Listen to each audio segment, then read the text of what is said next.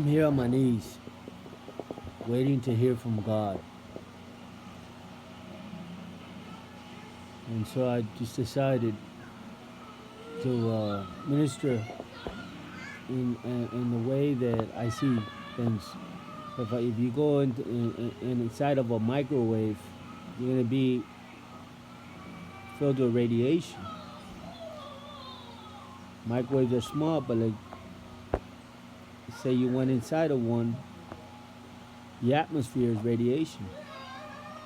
And you come out feeling how how the atmosphere made you feel. And the revelation I'm getting from God, so He is what everybody wants. And all your desires, all your satisfactions, closer you are to Him, the more fulfilled you feel. The atmosphere there is heavenly, paradise. The secret place is so important and so vital to a Christian's life because the more they connect themselves to God, the better off they are in life. And as far as how much they do it, for how long, or as much, or how much they eat or drink from Him, that's the altitude that they go in the spiritual realm, and who they are in the spiritual realm, how much power, glory, mantle, authority they carry, etc. Comes from Him. Comes from living inside of Him. First thing you got to do is find Him. The Bible says, seek Him like hidden treasure. The Bible talks about, seek Him with your whole heart, you'll find Him.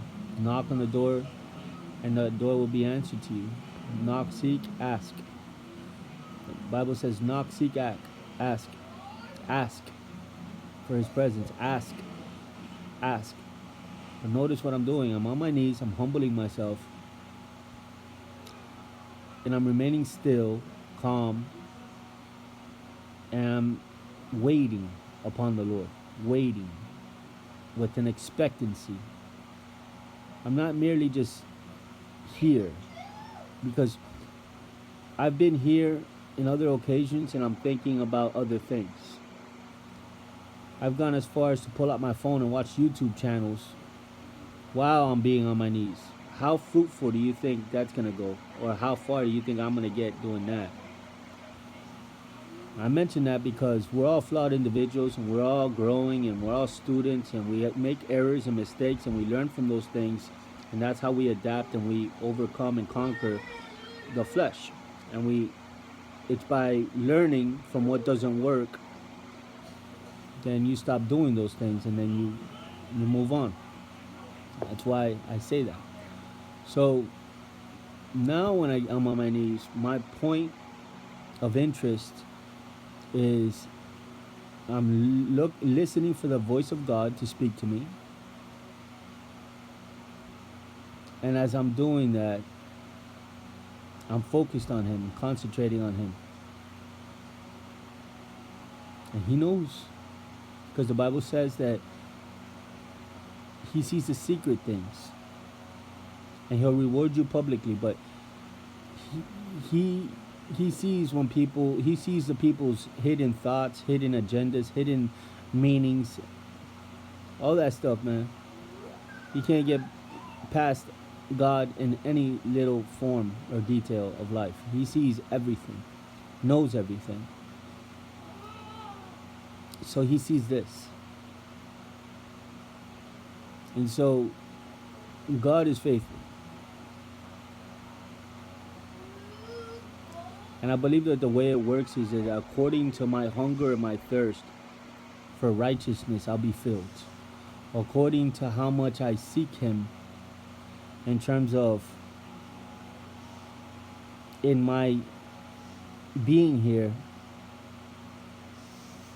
my kids get me to do things by their energy of how bad they want that thing that they want me to do. So if they want me to go and jump with them on the trampoline, they tug on my shirt and they jump up and down and they smile and they tug and they say, let's go to the trampoline, let's go to the trampoline. They pull my hand let's go, daddy, let's go to the trampoline. And they almost guilt me into it. Like, how could I say no? Like, all right, let's go. Um, and I believe it's with that same energy, that same likeness, approaching God like as a child, like that, saying, Father, I want to hear your voice. I want to know you. I want to know you. I want to know you. I want to know you. I want you to know me. I want your voice. I believe that that's how God shows up. You've been knocking on his door. He answered the door. And by way of answering the door and him, that's relationship. You've entered in at that point to fellowship and relationship with God. And then after that, it's just about hearing what he has to say. Asking him questions if you have any. And allowing him to do as he pleases with you, because he is Lord. And when you get up on your back on your feet and you walk away, you're different than when you first knelt down in the beginning. You're no longer you're not the same person. You had an experience with God. And then from that place, as far as when's the next time you're gonna do it, that's building on the altar that you formed for God. So then God starts to expect you to get on your knees. You know what I mean? Because that's almost like, hey, we fellowship here, and he'll wait for you. Like, I was expecting you to come and see me, and because he wants relationship. And so sometimes it takes longer. Sometimes it's like his presence comes right away. His voice is right there. Everything is right there waiting for you, because you built up the momentum in the relationship for it to be expected that you're going to meet him in that place. And from that place, you are fed so much so that you have food to feed his sheep. You're fed revelation, wisdom, understanding. You're fed visions and dreams and aspirations and prophecies. You're fed clarity, focus, and concentration on the things of God. And let me just tell you, often the things of God, and this is hard for me to say, but it's true, the things of God often are not logical. They're not based on logic. It throws people off. What? You're going to do that? It doesn't make any sense. That's why it takes faith to do it. You walk by faith, not by sight. The devil is more one to lean on rationality and reason with you, and like, no, you can't do that because this, that, and the other. God's sovereignty is do it, and I'll part the Red Sea. You understand? That it's rationality of the water parting from one side to another is a head scratcher. That doesn't happen. So rationality will tell you that doesn't. You don't go in that direction. You're gonna be stuck over there. Your rationality will say, "Look, let's go in this direction." The way that seems right to a man leads to death. So that's why they will capture you down the road, so to speak. Speaking of the story of Moses. And so a lot of the miracles, you can go one by one by one by one all throughout the book. And none of it was based on rationality. It all didn't make any sense to the human mind. But God doesn't fit in our heads. He is far beyond logic and rationale. So, does that mean that we don't live thinking and adding 1 + 1 = 2? There's a time for that. There's specific calculations that go by that. But with the things of God in other areas, God will tell you do certain things that don't fit the box or the criteria of what everyone else is doing. He'll tell you to do something radically different, something that makes you stand out, something that doesn't make any sense.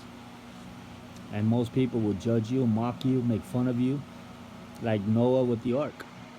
Noah's building a big old boat in the middle of summer. It didn't make no sense to nobody. This guy's nuts, they said. They're laughing at him, mocking him, making fun of him day and night. But he was, not that he was laughing in the end, but everybody else died.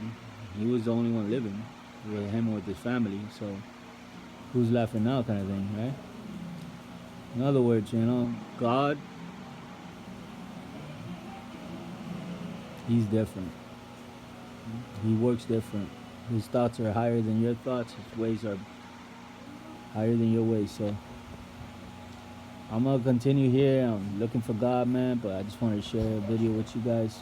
Try to edify some people and bless them and help them on their way with their own relationship with Him. And if that could be an encouraging word, or if I could be a stepping stool for you to rise higher, then so be it. That's what I want to do. God bless you guys.